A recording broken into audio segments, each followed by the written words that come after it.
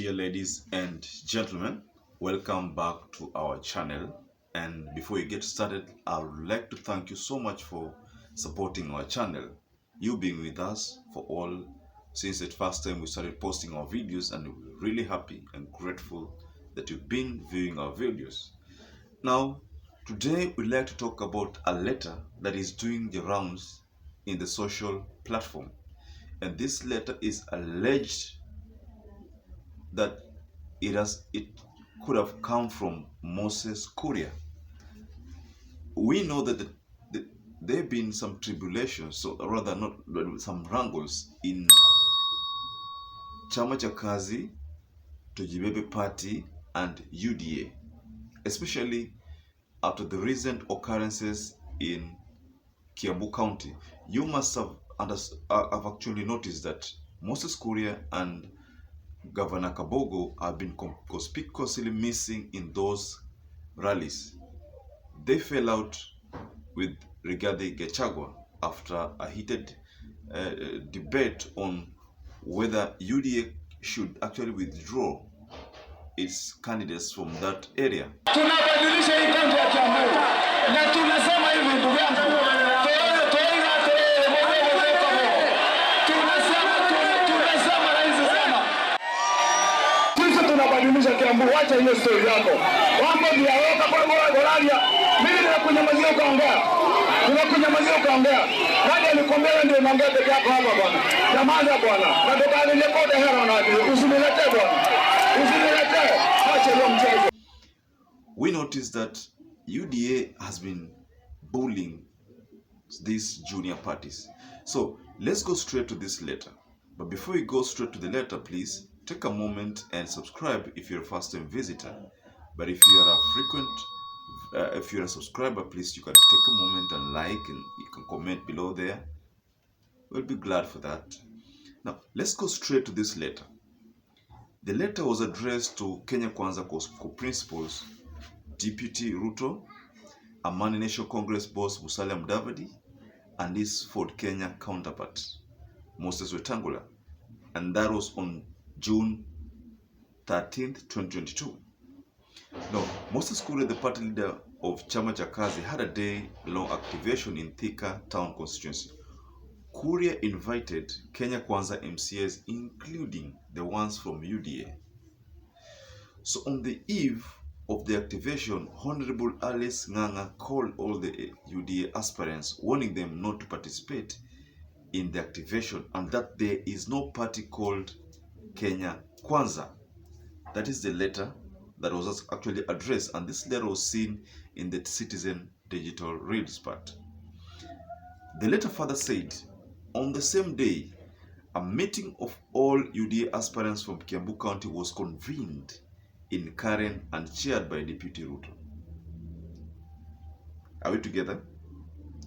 And running mate Rigathi Gachagua to plan for Hospital Express activation and a major rally in Duberry on the Saturday of June 18th, that is today, 22. Neither of the parties were invited for that planning committee.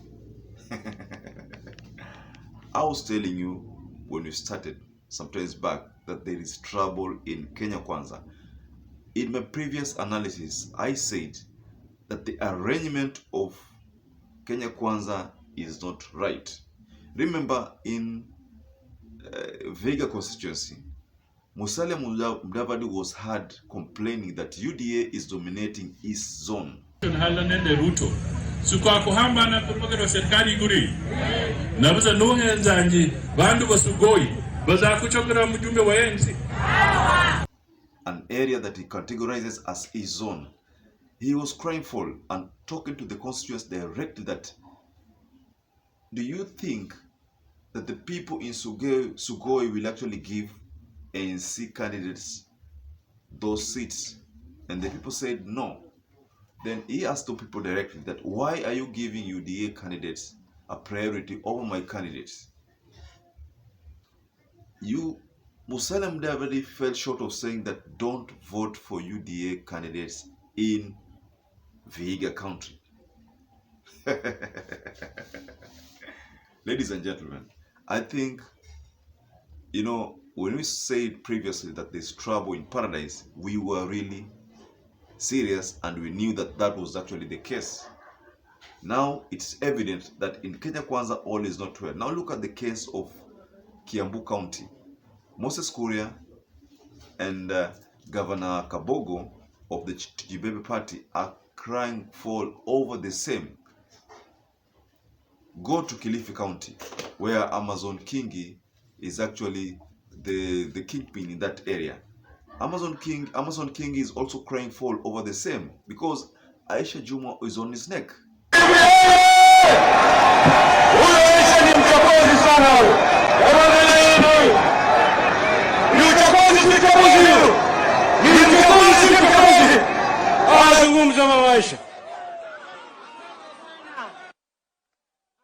Sana Mheshimiwa Gavana, Harambe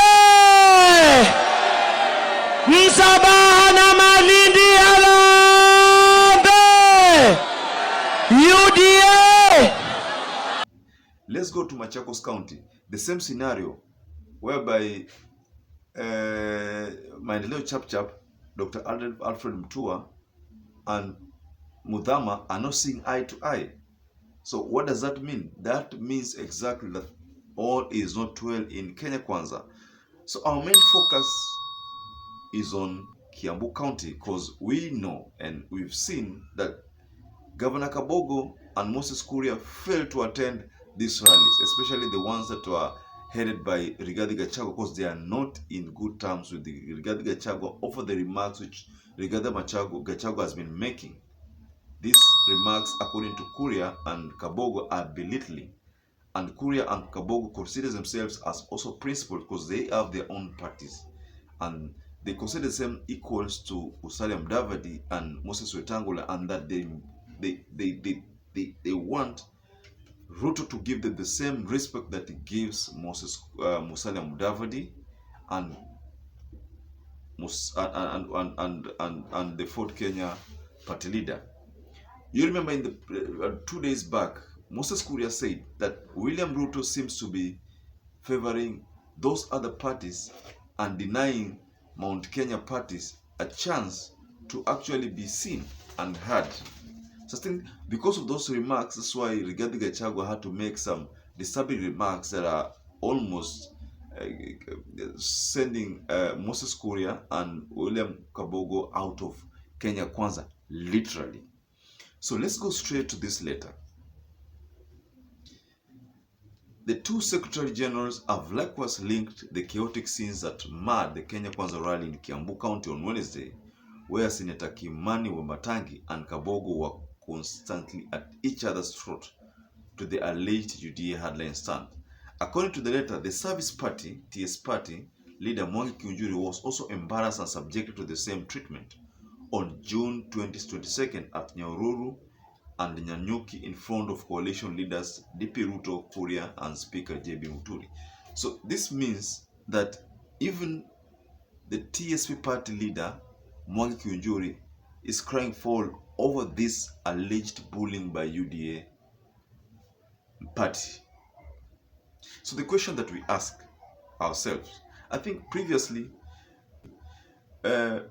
William Samoei Ruto said that Kenya Kwanza is a bit democratic as compared to Azimio. That's why most likely the people like the likes of Kingi and the likes of Dr. Alfred Mutua walked out of Azimio because they sensed that Azimio was not being fair to them. But then it seems that Azimio was more organized as more organized than even Kenya Kwanza, because now there's a time now things are now unfolding and they are beginning to see that, oh, they should have stuck with Raila-led coalition. Now, TSP party is complaining, Mudavadi complained, Moses Kuria complained, Governor KABOGO complained. Kingi has not officially complained, but he's facing the wrath of the UDA gubernatorial candidate Aisha Juma. Dr. Alfred Mutua is also literally complaining. I think Kenya Kwanza's house is in limbo right now. All is not well, and I think Ruto should move with speed and cool the temperatures that are fast rising. And because if he doesn't do that, then I think this will eat into his voter basket, and then all these events will work in favor of Raila Amolo Odinga. That's my projection. So dear viewers, tell us what you think. Do you think Kenya Kwanza is still the same after the recent activities in KIAMBU County, whereby Moses Kuria boycotted, Governor KABOGO boycotted those rallies? Do you think all is still the same? Tell us at the comment section. Let us know what you think about that. Now, once again, I'd like to leave you with those few comments or other analysis, and please do give us your feedback. And until that time, please